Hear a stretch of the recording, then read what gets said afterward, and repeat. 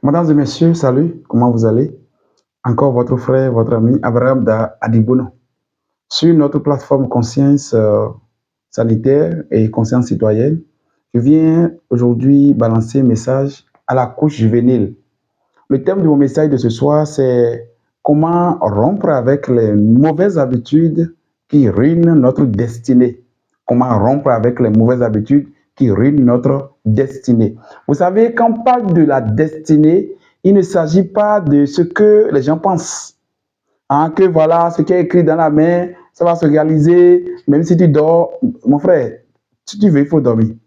Il faut dormir seulement, il n'y a pas de problème. Mais ce que je veux t'enseigner, c'est quoi? Il y a des gens qu'on appelle les aides de destinée.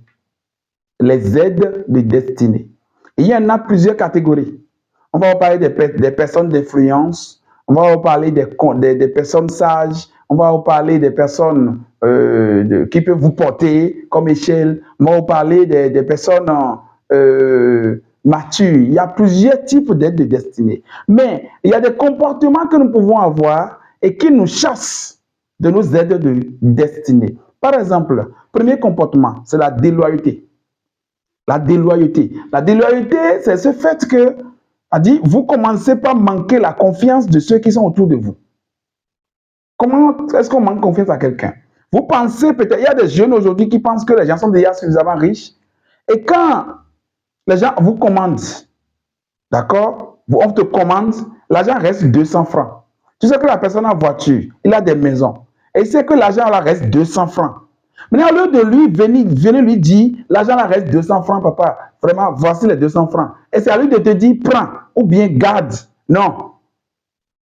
Tu gardes les 200 francs et tu ne lui dis pas que son argent reste 200 francs. Pendant que lui sait que ça reste 200 francs. Beaucoup de gens ont déjà raté leur vie à cause de ça.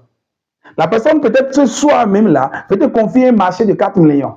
Mais à cause de 200 francs CFA, tu vas perdre les 4 millions. Ce n'est pas la sorcellerie, ce n'est pas la prière, ce n'est pas prier Dieu qui vous donne de bonnes manières de vivre.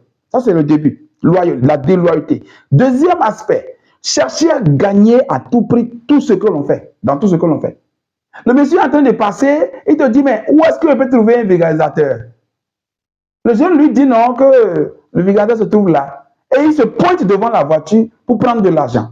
Le monsieur a des crevaisons. Le monsieur a besoin d'acheter de la pâte dentifrice. Et il faut que tu prennes l'argent avant de lui acheter ça. Pourquoi?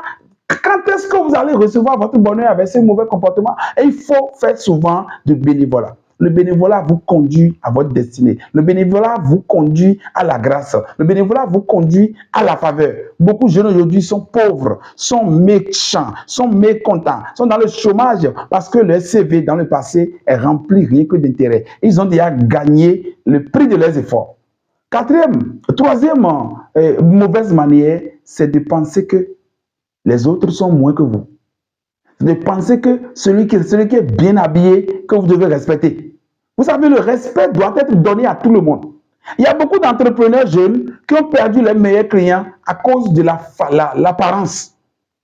Un jour, moi, j'ai garé ma voiture, je suis allé à pied vers une bonne dame pour acheter. Mais elle m'a laissé là, elle a vendu à 2 personnes qui ont amené la voiture. Pendant que les voitures que les 2 personnes ont amenées ne valent même pas moi ma voiture. Ma voiture vaut 4 fois que les voitures en matière de prix. Mais malheureusement, c'est eux qui ont servi d'abord. On ne m'a pas servi. Je me suis fâché, je suis reparti chez moi. C'est le lendemain, je suis revenu avec voiture. Elle me dit, ah tonton, comment ça va? Et, oh, non, je ne suis pas ton tonton. Rappelle-toi, hier, quand il était venu en pied, tu ne m'as pas accepté. C'est le troisième comportement qui est très mauvais, ça. Même dans nos églises, on accepte les gens à cause de leurs apparences. Ainsi, le mensonge a décidé de s'habiller. Même surtout les jeunes filles. Quand la personne a de voiture, il s'habille bien. On ne va pas savoir si c'est une voiture prêtée, si c'est l'argent prêté, si l'habit est prêté, si la chambre est prêtée, si le téléphone est prêté. Et on se donne à l'affichage, à l'apparence. Et plus tard, c'est trop tard. Plus tard, c'est trop tard. C'est les pleurs, les regrets, les mélancolies où il m'a trahi. Quand est-ce que tu vas arrêter de répéter qu'on t'a trahi, toi, jeune fille? Toi qui cherches la côte de ta côte, mais qui a des principes. Je veux un homme riche, un homme élégant. Quel homme va devenir riche avec sa souffrance et venir te marier, toi, qui n'as aucune compétence? Les vraies femmes qui ont des compétences ne désirent même pas se marier aux hommes riches. Ils désirent se marier aux hommes de rêve, aux hommes de vision.